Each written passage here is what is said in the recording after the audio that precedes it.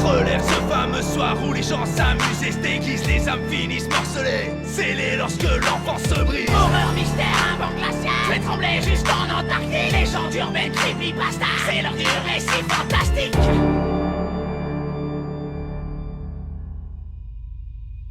En 1965, Albert Ellis, un psychologue américain, s'intéressa à la question des émotions chez l'homme. Sa problématique majeure étant la suivante. Quels sont les indices visuels qui permettent d'identifier l'émotion d'un individu chez l'homme? Pour trouver ces différents indices visuels, le docteur Ellis mit en place une expérience mobilisant une école entière où il fut demandé à plus de 900 élèves de dessiner plusieurs visages, chacun ayant une émotion différente. Les élèves durent dessiner 4 visages, un joyeux, un triste, un en colère et un effrayé. Plus de 3600 dessins furent réalisés et envoyés au bureau du docteur Ellis. Ce dernier étudia ces dessins et il s'aperçut que la superposition de chacun des visages donnait des formes intéressantes. Il décida donc de superposer tous les dessins, d'abord en fonction de leur émotion. Voyant que cela ne donnait rien de concret, il superposa tous les visages et cela donna un effet plutôt impressionnant. Un visage qui semblait joyeux. Mais le docteur Ellis ne s'arrêta pas là. En juin 69, il reproduisit l'expérience, mais sur une bien plus grande échelle. Plus de 600 000 dessins furent récupérés. Ellis les superposa et s'aperçut d'une chose. Au bout d'environ 50 000 dessins, un pattern semblait apparaître. À chaque superposition de 50 000 dessins, apparaissait le même visage, à quelques exceptions près. Le visage semblait être celui d'un homme ouvrant la bouche joyeusement, comme pour rire. En superposant tous les dessins, le docteur Ellis s'aperçut que le visage ne changeait presque pas. Albert Ellis écrira plus tard dans un essai sur la thérapie comportementale et cognitive « Ce n'est pas la joie, ni la tristesse, ni l'effroi, ni la colère. C'est la combinaison de ces 4 qui donne un sens à nos vies. Sans une, aucune des 3 autres n'est possible. C'est sur son lit de mort que l'individu pense à sa vie, à ses expériences, à ses moments de joie, au moment où il était triste, au moment où il était en colère, et à ceux où il avait peur. Et c'est en repensant à toutes ces expériences que l'individu ressentira toutes les émotions liées à ces dernières, et que la combinaison de chacune d'entre elles le fera simplement rire. Rire de joie, de colère, de tristesse et d'effroi. Cependant, en 2008, un an après la mort d'Albert Ellis, on découvrit dans sa maison une lettre signée de sa main. Voici le contenu de la lettre.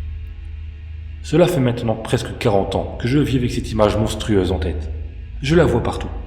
Quand vous observez des choses qui vous font penser à des visages humains, comme une structure sur Mars, des trous dans un mur, un dessin sur une feuille ou un de vos proches, vous la voyez. Nous la voyons tous. Elle nous est tous familière. Mais personne ne la connaît. Son visage est partout. Il vous suffit de fixer n'importe quel visage assez longtemps pour la voir apparaître. J'ai décidé d'appeler ce phénomène le visage de Black Maze. J'ai longtemps cru que ce visage était synonyme de joie et d'amour. Mais mes dernières observations m'ont ouvert les yeux. Ce visage ne représente pas quelqu'un de joyeux, mais quelqu'un qui souffre et qui a peur. Les seules images existantes de ce phénomène se trouvent dans mon bureau, à New York. Merci de toutes les détruire au plus vite. Malheureusement, pour le docteur Ellis, tous les exemplaires de l'image ne furent pas détruits. L'un des exemplaires de cette image refit surface en 2011, sur le board B du célèbre forum 4chan. Ce que vous voyez sur cette photo est la dernière image de Black Maze. C'est le résultat de la superposition de plus de 600 000 dessins de visages venant d'une expérience datant des années 60. L'expérience fut conduite par le célèbre Albert Ellis, qui utilisa plus tard cette image comme la fondation principale de son travail. Il pensait que ce visage était la représentation de la véritable nature de l'être humain, qu'il décrivait en détail dans ses livres. Durant le début de l'année 2008, une lettre fut retrouvée dans sa maison, dans laquelle Albert Ellis expliquait que le visage était en réalité celui d'un homme souffrant. Il demandait également que toutes les images de Black Maze soient incinérées. Mon père était l'un de ceux qui étaient chargés de brûler les images, mais il a refusé de toutes les faire disparaître. Il a donc décidé d'en garder une sans que personne s'en aperçoive. Mon père m'a toujours dit de ne jamais rien dire à personne, mais voilà maintenant 1 mois qu'il est mort, et j'avais vraiment envie de la montrer à quelqu'un, car il y a quelque chose dans cette image de dérangeant, et je sais que vous apprécierez. Alors, qu'en pensez-vous? Bien que l'exemplaire original de l'image soit flou sur la photo, un utilisateur parvient à faire une reconstitution presque exacte du visage. De nombreux utilisateurs remarquèrent avoir une forte impression de déjà-vu en regardant le visage. D'autres encore racontèrent qu'ils commençaient à voir le visage quand ils avaient les yeux fermés, mais que le visage semblait hurler au lieu d'être joyeux. En quelques heures, le post atteignit plus de 300 réponses et un autre sujet fut créé. Dans ce second fil de réponses, certains utilisateurs décrivirent voir le visage sur tous les objets ressemblant de près ou de loin à un visage humain. Et restant sur la première page du board B pendant plus d'une nuit, le post tomba rapidement dans l'oubli.